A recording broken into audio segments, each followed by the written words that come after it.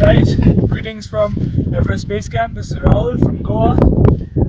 First of all, I'd like to take this opportunity to thank the Goa government, Prudent Media, Mr. Rahul from Fomento Group, EDC, Economic Development Commission of Goa, for supporting me in this first expedition of a Goan to Mount Everest. You can see behind me, there's the big E, Chomolungma, Sagarmata, Mount Everest, as you like to call it, and we're just waiting now for the summit window, waiting for the weather gods to be on our side so that we can go up the mountain and give our best in summiting Everest. The team's doing well.